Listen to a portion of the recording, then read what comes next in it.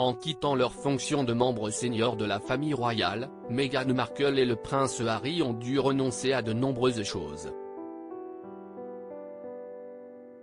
À commencer par leurs privilèges de sécurité royale. Si le couple avait assuré par l'intermédiaire de leur porte-parole que des arrangements de sécurité financés par des moyens privés ont été mis en place, cela n'aura pas été suffisant pour protéger leur maison. En effet, la police a assuré qu'un homme a tenté de s'introduire chez eux à 2 reprises pendant les vacances. Des sources policières ont en effet assuré à TMZ qu'un homme de 37 ans, nommé Nicholas Brooks a été pris en flagrant délit d'intrusion à leur domicile à Montecito, en Californie, la veille de Noël. Cependant, les officiers du shérif du comté de Santa Barbara l'ont laissé partir avec un avertissement.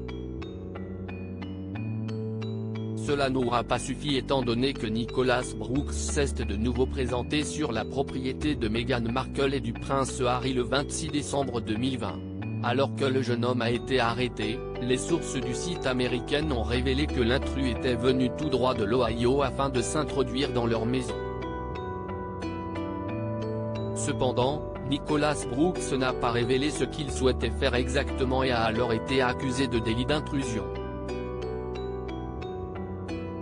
Si ces incidents peuvent sembler peu importants, ils mettent en évidence un point beaucoup plus important que le prince Harry a évoqué lors de son interview télévisée accordée à Oprah Winfrey, son inquiétude pour la sécurité de sa famille.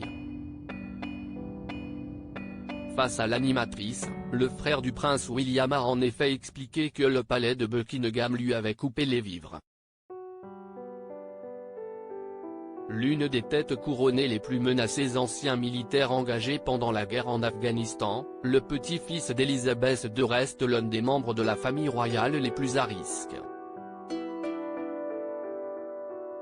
Dans les colonnes du Mirror, un combattant taliban, Karim Nasrullah a confié que le prince Harry avait déjà été visé par des terroristes à plusieurs reprises avant d'ajouter à propos de son intervention en Afghanistan, il y avait de nombreux plans pour le capturer, c'était peut-être sa chance qu'il ait réussi à s'échapper.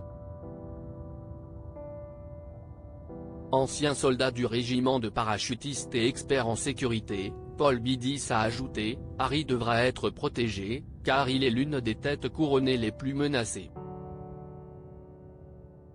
Il a clairement besoin d'une protection de sécurité.